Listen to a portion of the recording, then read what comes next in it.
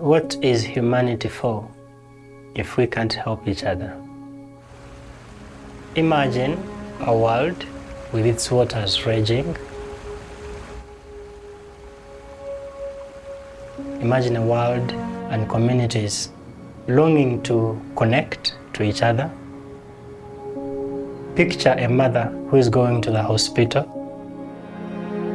Picture a child going to school, but they can't go for that day because the water levels are high. If you risk and step in, you'll be washed away. It's either life or death. This is where the story of the bridge builder starts from.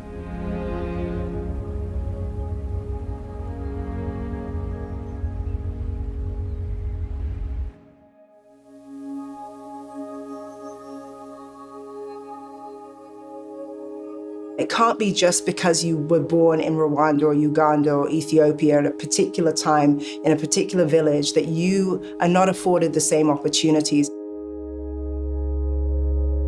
Safe access is a human right because everyone deserves a dignified, safe, and reliable way of getting to the places and the people that matter most to them.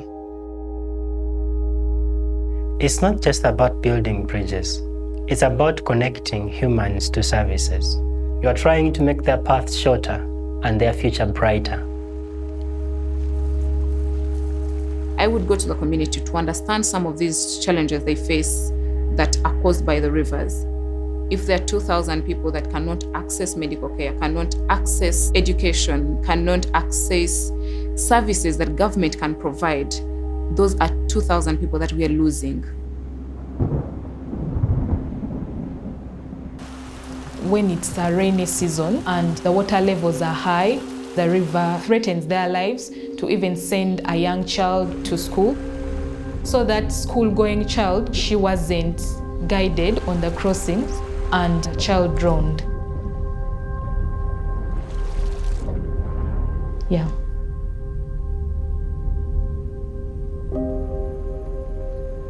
If we lose a child, that child could have become the next doctor.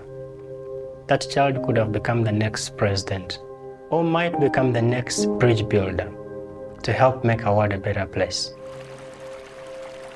Water is life until you see people losing life in it. I'm no different from a woman in rural Uganda who wants the best for their children. This almost radical expectation of wanting our children to be happy and safe and get to school with dry clothes on every day and live to their full potential. First time walking on a bridge, and I just had this moment of realizing that this 3-year-old is looking at this bridge that he can cross to go to school, he can rely on to go to market, and it just has access in ways that he can rely on for the next 30 to 50 years of his life. That is what really stuck with me, the idea of, we talk about sustainability, we say these words of innovation, cost effectiveness, but really it means that I can wake up and know that I can rely on infrastructure in countries where many times infrastructure has not been the thing that people can rely on. And I can use that to be able to bridge the rest of my life.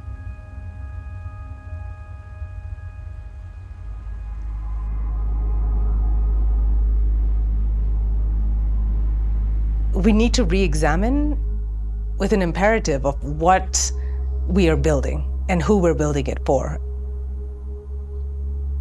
The climate crisis is unjust because it's so disproportionate in nature that the rural communities who have contributed the least to the climate crisis we're living in today are suffering the most. We have to stop there and think about how to actualize justice for them in giving them the tools and the resilience to get through this. Most of the children start going to school at 8 years old because they believe at that age they can easily persevere whatever challenges they will face while crossing the river, because the river is that big. So from the age of 3 to 8, those children keep at home which is increasing the high level of illiteracy that side. We are looking at how we are going to connect the students, pupils, and other children to their future. Because if they can't access school, their opportunities will always be taken by people who can read and those who can write. And we, by building bridges, we are reducing the illiteracy levels in the communities. People inherit illiteracy is because their parents did not go to school, you have not gone to school, you do not see the value of education when that has been the lineage. When you educate a man, you educate a person. But when you educate a woman, you educate a nation. I dream of a world where girls are not limited, where girls are not held back. In her story, that bridge will be part of what made her reach where she is.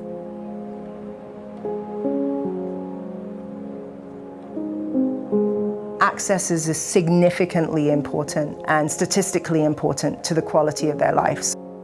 We've seen an increase in girls going to school. It is true that if you invest in women, you invest in a nation. You invest in the nutrition of their children, the education of their children. When a woman is educated, we are helping a family. The bridge is one edifice, the physical, but then it also has this multiplier effect that we're still seeing even in our work right now. Bridges and basic infrastructure break intergenerational poverty. It's life-changing. The minute we cut that ribbon, the joy in the air is palpable. Because leading up to it, this community that's been isolated, underserved, all of a sudden this community feels seen, this community feels alive to the opportunities.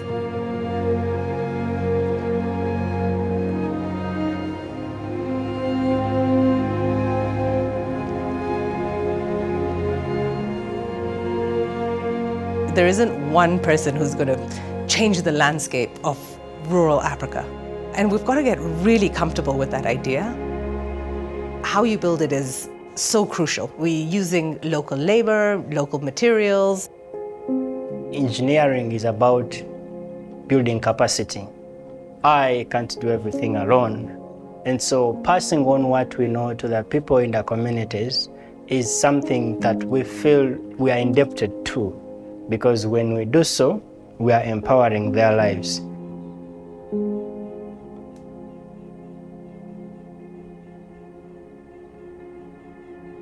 To the young generation, we need you to come give a hand, build more bridges, open up a world of boundless opportunities to our communities.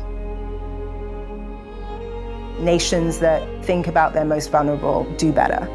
There's increased opportunities, there's growth, there's productivity. They have better indexes across the board. Where we think about building bridges, at its heart is knowing rural communities deeply. We spend so much time on that first step of really understanding where bridges might be needed, that we've got a better understanding of where people want to go. By building bridges, you are opening new markets, you are facilitating new ideas, you are creating access to schools, and because education is the key to the future, by building a bridge that can access a school, you're making the future bright for the generations that will come after you.